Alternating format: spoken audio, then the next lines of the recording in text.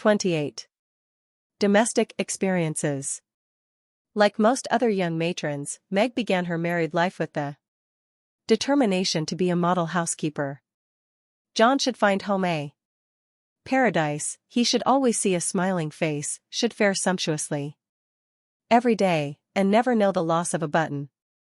She brought so much love, energy, and cheerfulness to the work that she could not but succeed, in spite of some obstacles.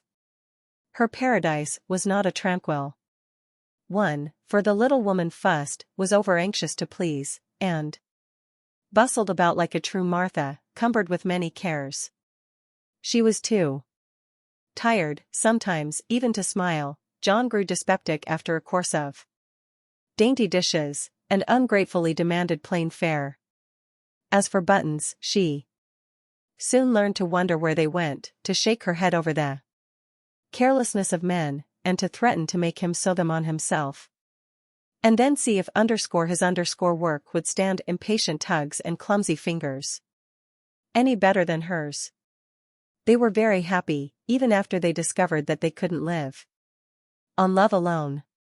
John did not find Meg's beauty diminished, though she beamed at him from behind the familiar coffee pot, nor did Meg miss any of the romance from the daily parting, when her husband followed up his kiss with the tender inquiry, "Shall I send home veal or mutton for dinner, darling?"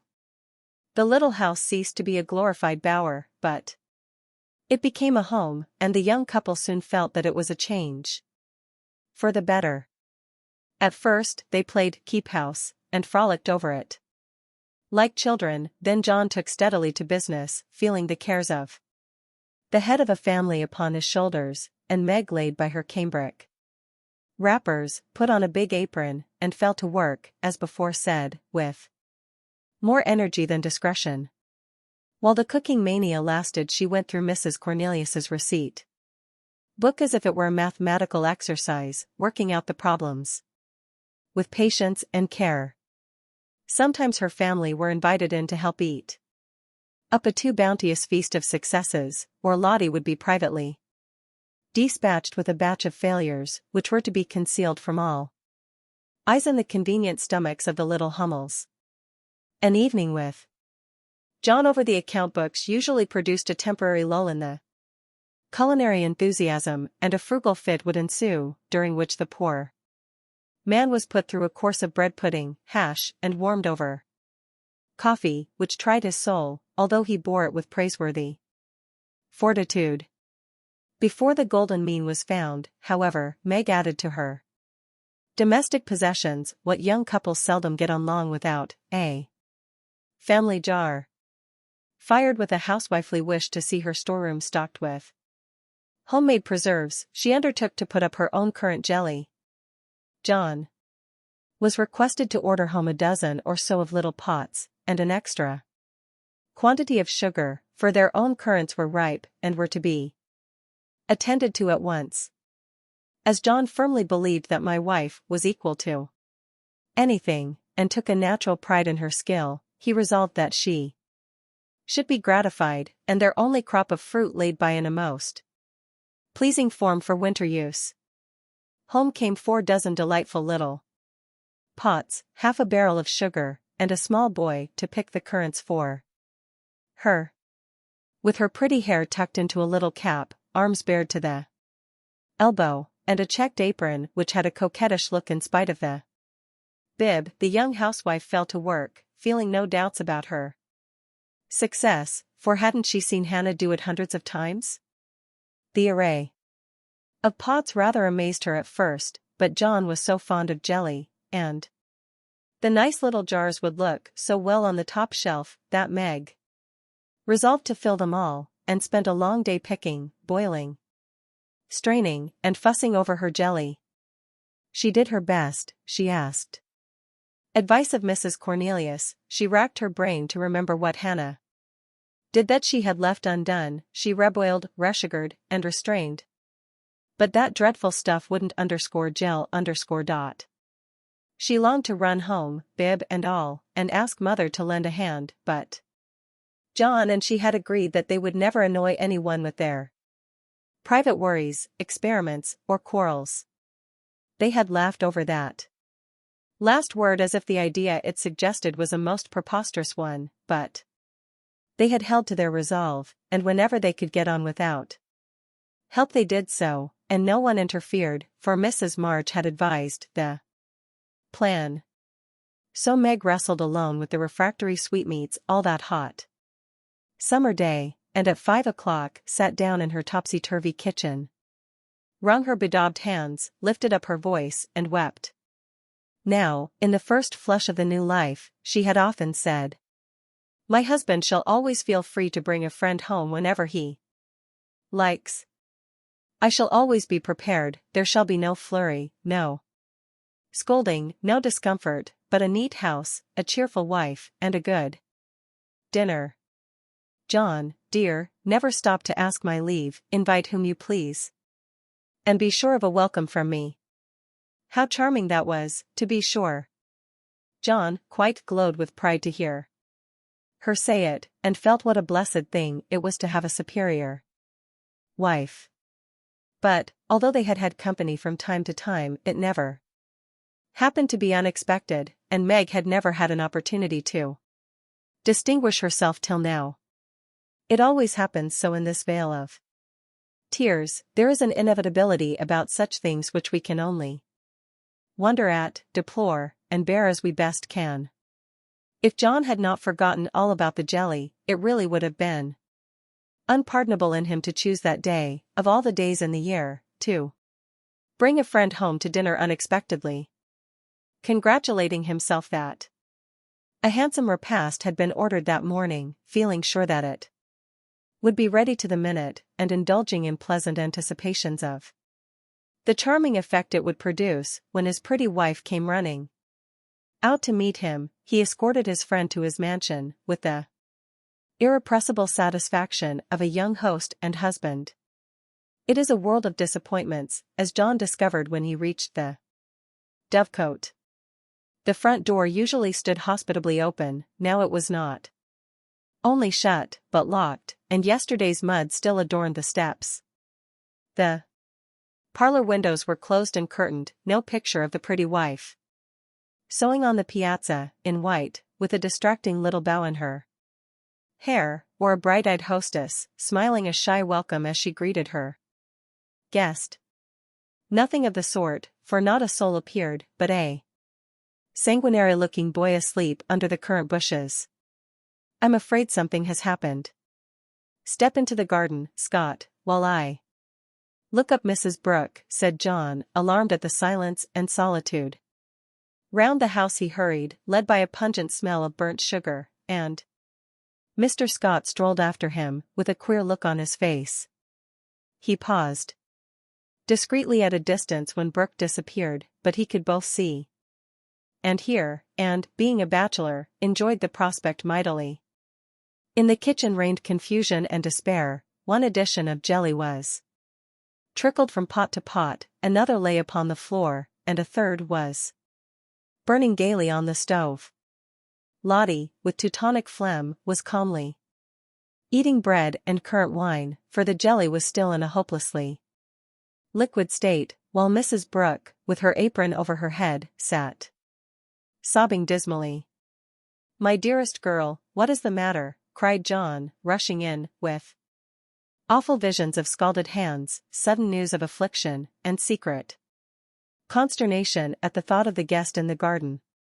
"Oh John, I'm so tired and hot and cross and worried.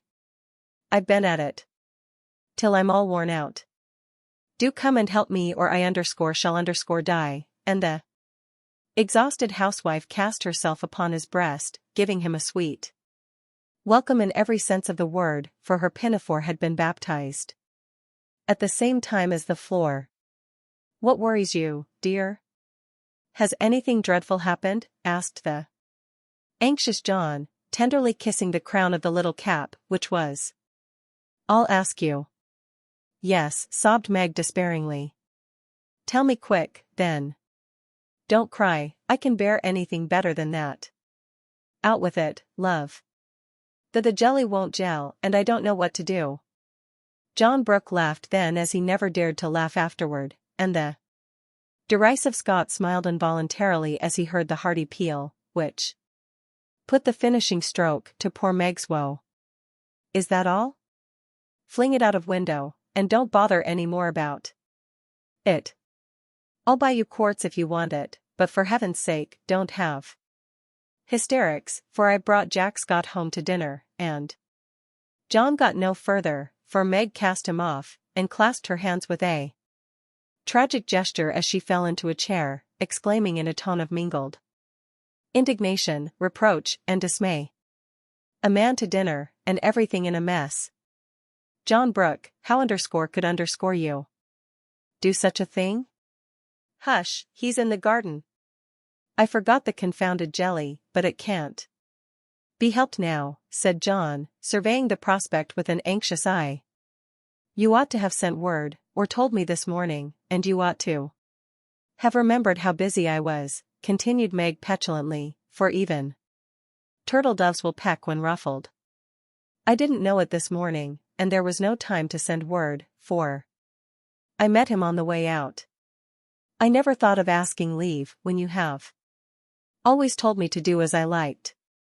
I never tried it before, and hang me if I ever do again," added John, with an aggrieved air. "I should hope not. Take him away at once, I can't see him, and there isn't any dinner." "Well, I like that. Where's the beef and vegetables I sent home, and the pudding you promised?" cried John, rushing to the larder. "I hadn't time to cook anything, I meant to dine at Mother's. I'm sorry. But I was so busy," and Meg's tears began again. John was a mild man, but he was human, and after a long day's work, to come home tired, hungry, and hopeful, to find a chaotic house, an empty table, and a cross wife was not exactly conducive to repose of mind or manner. He restrained himself, however, and the little squall would have blown over, but for one unlucky word. "It's a scrape, I acknowledge, but if you will lend a hand, we'll pull through, and have a good time yet.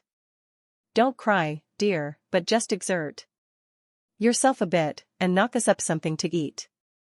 We're both as hungry as hunters, so we shan't mind what it is. Give us the cold meat, and bread and cheese, we won't ask for jelly." He meant it for a good-natured joke, but that one word sealed his fate. Meg thought it was too cruel to hint about her sad failure, and the last atom of patience vanished as he spoke.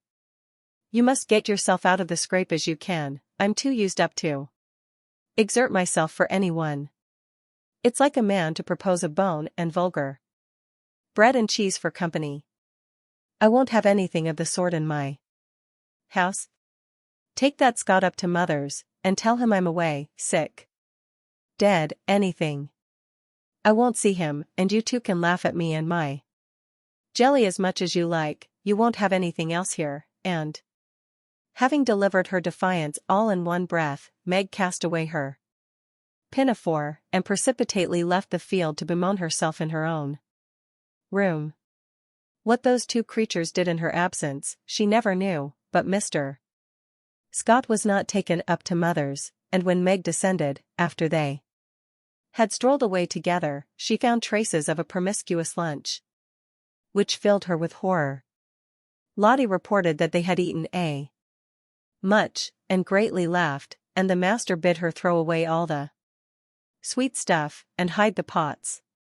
Meg longed to go and tell Mother, but a sense of shame at her own shortcomings, of loyalty to John, who might be cruel, but nobody should know it, restrained her, and after a summary clearing up, she dressed herself prettily, and sat down to wait for John to come and be forgiven. Unfortunately, John didn't come, not seeing the matter in that light. He had carried it off as a good joke with Scott, excused his little wife as well as he could, and played the host so hospitably that his friend enjoyed the impromptu dinner, and promised to come again. But John was angry, though he did not show it. He felt that Meg had got him into a scrape, and then deserted him in his hour of need. It wasn't fair to tell a man to bring folks home any time, with perfect freedom, and when he took you at your word, to flame up and blame him and leave him in the lurch, to be laughed at or pitted. No, by George, it wasn't. And Meg must know it. He had fumed inwardly during the feast, but when the flurry was over, and he strolled home, after seeing Scott off, a milder mood came over him. Poor little thing. It was hard upon her when she tried so heartily to please me. She was wrong, of course, but then she was young. I must be patient and teach her. He hoped she had not gone home. He hated gossip and interference. For a minute he was ruffled again at the mere thought of it, and then the fear that Meg would cry herself sick softened his heart, and sent him on at a quicker pace, resolving to be calm and kind, but firm, quite firm, and show her where she had failed in her duty to her spouse. Meg likewise resolved to be calm and kind, but firm, and show him his duty. She longed to run to meet him, and beg pardon, and be kissed and comforted, as she was sure of being, but, of course, she did nothing of the sort, and when she saw John coming, began to hum quite naturally, as she rocked and sewed, like a lady of leisure, in her best parlor. John was a little disappointed not to find a tender Niobe, but, feeling that his dignity demanded the first apology, he made none, only came leisurely in, and laid himself upon the sofa, with the singularly relevant remark, "We are going to have a new moon, my dear." "I've no objection," was Meg's equally soothing remark. A few other topics of general interest were introduced by Mr. Brooke, and wet-blanketed by Mrs. Brooke, and conversation languished. John went to one window, unfolded his paper, and wrapped himself in it, figuratively speaking. Meg went to the other window, and sewed as if new rosettes for her slippers were among the necessaries of life. Neither spoke, both looked quite calm and firm, and both felt desperately uncomfortable. Illustration, both felt desperately uncomfortable. Oh dear, thought Meg, married life is very trying, and does need infinite patience as well as love, as mother says. The word mother suggested other maternal counsels, given long ago, and received with unbelieving protests. John is a good man, but he has his faults, and you must learn to see and bear with them, remembering your own. He is very decided, but never will be obstinate, if you reason kindly, not oppose impatiently. He is very accurate, and particular about the truth, a good trait, though you call him fussy. Never deceive him by look or word, Meg, and he will give you the confidence you deserve, the support you need. He has a temper, not like ours, one flash, and then all over, but the white still anger, that is seldom stirred, but once kindled, is hard to quench. Be careful, very careful, not to wake this anger against yourself, for peace and happiness depend on keeping his respect. Watch yourself, be the first to ask pardon if you both err, and guard against the little piques, misunderstandings, and hasty words that often pave the way for bitter sorrow and regret. These words came back to Meg, as she sat sewing in the sunset. Especially the last. This was the first serious disagreement, her own hasty speeches sounded both silly and unkind, as she recalled them, her own anger looked childish now, and thoughts of poor John coming home too. Such a scene quite melted her heart. She glanced at him with tears in her eyes, but he did not see them. She put down her work and got up, thinking, will be the first to say, "Forgive me," but he did not seem to hear her. She went very slowly across the room, for pride was hard to swallow, and stood by him, but he did not turn his head. For a minute she felt as if she really couldn't do it, then came the thought, This is the beginning, I'll do my part, and have nothing to reproach myself with, and stooping down, she softly kissed her husband on the forehead. Of course that settled it, the penitent kiss was better than a world of words, and John had her on his knee in a minute, saying tenderly, "It was too bad to laugh at the poor little jelly pots. Forgive me, dear, I never will again." But he did, oh bless you, yes, hundreds of times, and so did Meg, both declaring that it was the sweetest jelly they ever made, for family peace was preserved in that little family jar. After this, Meg had Mr. Scott to dinner by special invitation, and served him up a pleasant feast without a cooked wife for the first course, on which occasion she was so gay and gracious, and made everything go off so charmingly, that Mr. Scott told John he was a happy fellow, and shook his head over the hardships of bachelorhood all the way home. In the autumn, new trials and experiences came to Meg. Sally Moffat renewed her friendship, was always running out for a dish of gossip at the little house, or inviting that poor dear to come in and spend the day at the big house. It was pleasant, for in dull weather Meg often felt lonely, all were busy at home, John absent till night, and nothing to do but sew, or read, or potter about. So it naturally fell out that Meg got into the way of gaddying and gossiping with her friend. Seeing Sally's pretty things made her long for such, and pity herself, because she had not got them. Sally was very kind, and often offered her the coveted trifles, but Meg declined them, knowing that John wouldn't like it, and then this foolish little woman went and did what John disliked. Infinitely worse. She knew her husband's income, and she loved to feel that he trusted her, not only with his happiness, but what some men seem to value more, his money.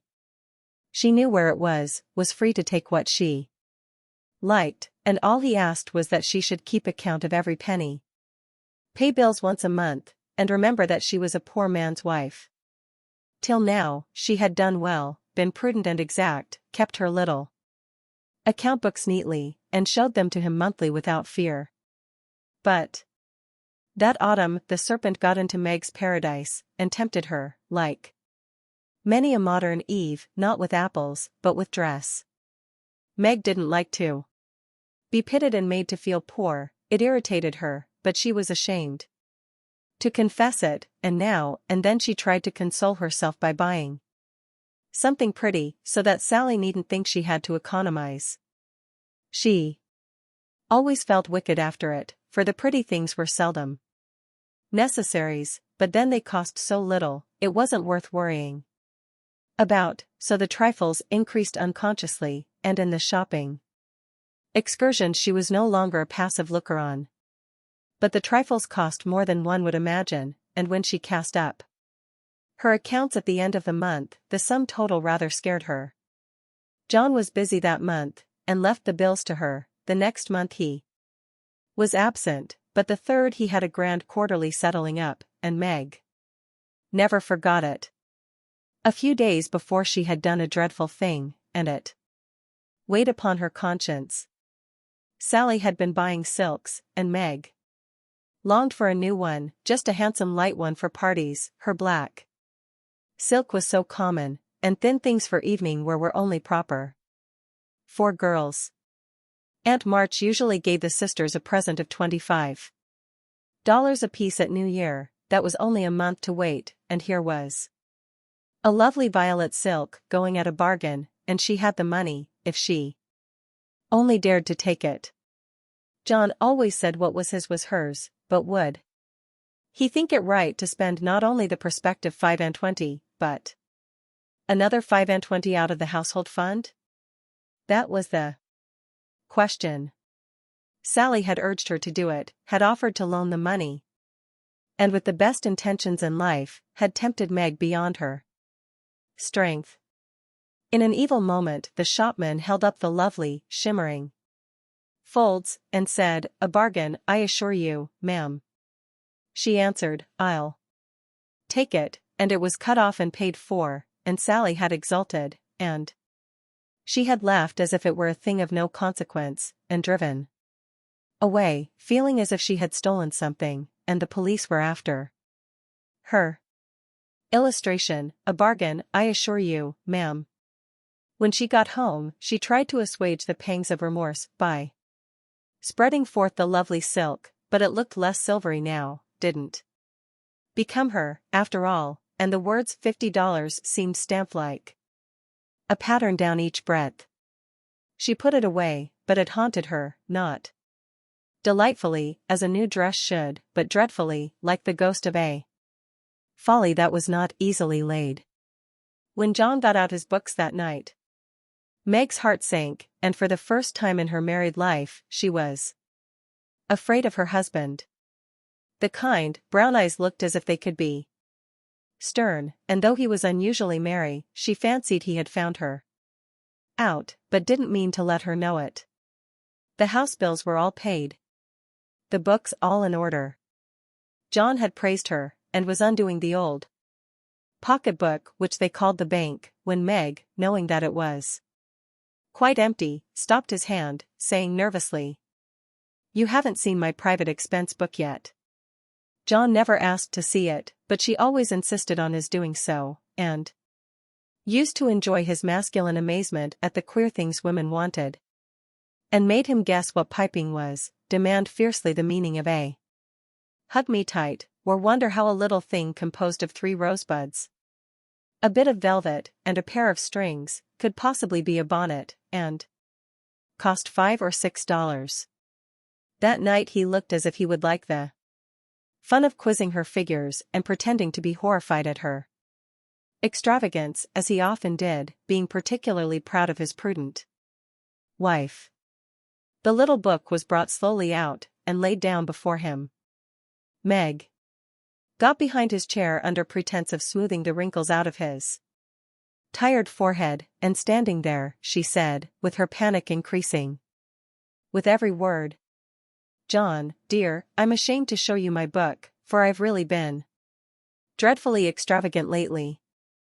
I go about so much I must have things, you know, and Sally advised my getting it, so I did, and my New Year's money will partly pay for it, but I was sorry after I'd done it, for I knew you'd think it wrong in me."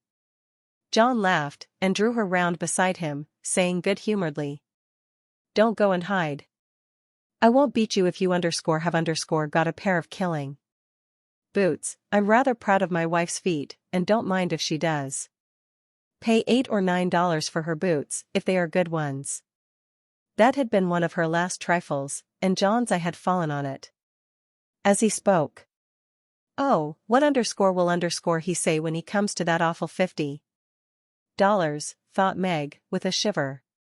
"It's worse than boots, it's a silk dress," she said, with the calmness of desperation, for she wanted the worst over. "Well, dear, what is the demmed total, as Mr. Mantalini says?"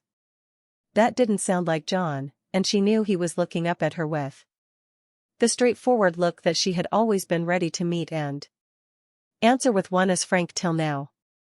She turned the page and her head at the same time, pointing to the sum which would have been bad enough without the 50, but which was appalling to her with that added. For a minute the room was very still, then John said slowly, but she could feel it cost him an effort to express no displeasure, "Well, I don't know that 50 is much for a dress, with all the furbelows and notions you have to finish it off these days." "It isn't made or trimmed," sighed Meg faintly, for a sudden recollection of the cost still to be incurred quite overwhelmed her. 25 yards of silk seems a good deal to cover one small woman. "But I've no doubt my wife will look as fine as Ned Moffat's when she gets it on," said John dryly. "I know you are angry, John, but I can't help it. I don't mean to waste your money, and I didn't think those little things would count up so. I can't resist them when I see Sally buying all she wants, and pitying me because I don't. I try to be contented, but it is hard, and I'm tired of being poor." The last words were spoken so low she thought he did not hear them, but he did, and they wounded him deeply, for he had denied himself many pleasures for Meg's sake. She could have bitten her tongue out the minute she had said it, for John pushed the books away, and got up, saying, with a little quiver in his voice, "I was afraid of this, I do. My best, Meg." If he had scolded her, or even shaken her, it would not have broken her heart like those few words. She ran to him and held him close, crying, with repentant tears, "Oh John, my dear, kind, hard-working boy, I didn't mean it. It was so wicked, so untrue and ungrateful, how could I say it? Oh, how could I say it?" He was very kind, forgave her readily, and did not utter one reproach.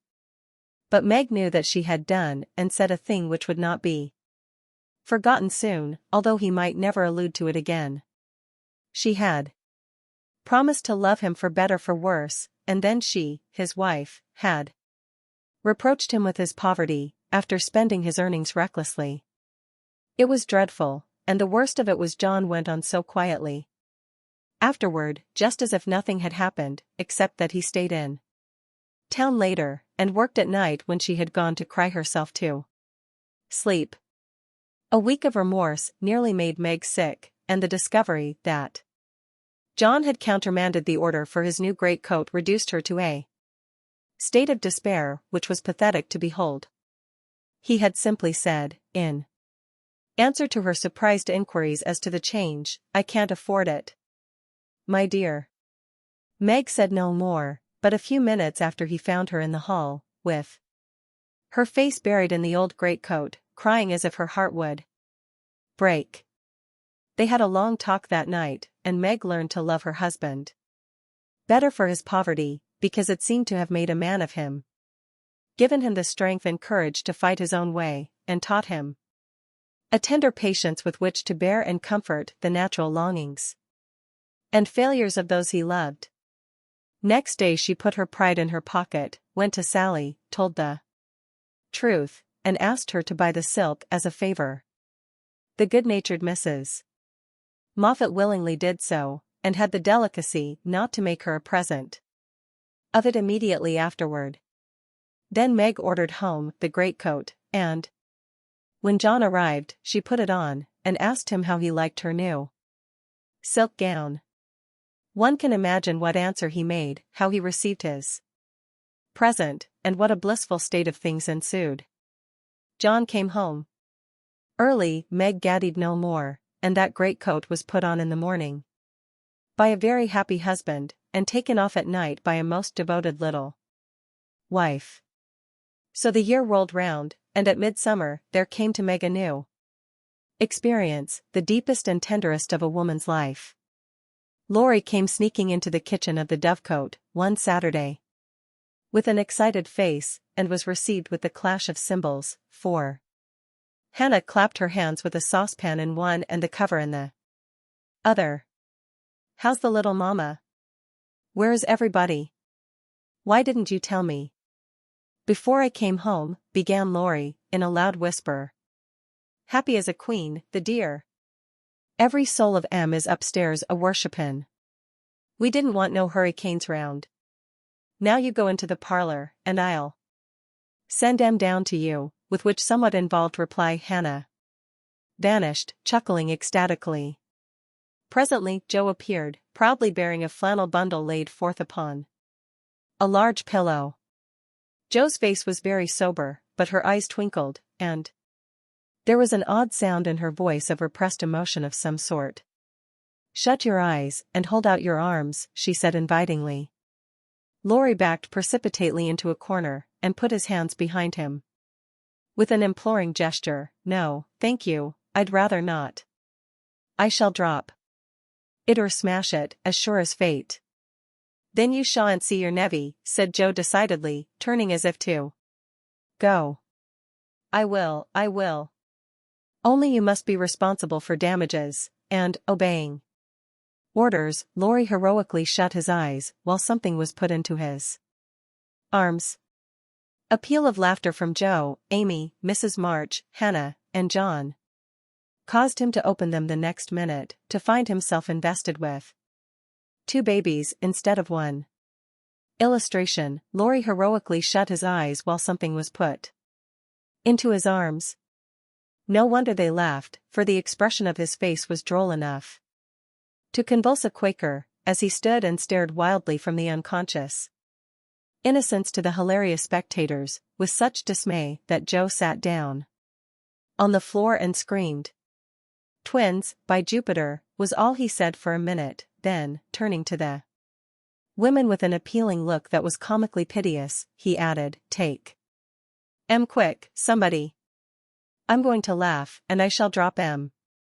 John rescued his babies, and marched up and down, with one on each arm, as if already initiated into the mysteries of baby tending, while Laurie laughed till the tears ran down his cheeks.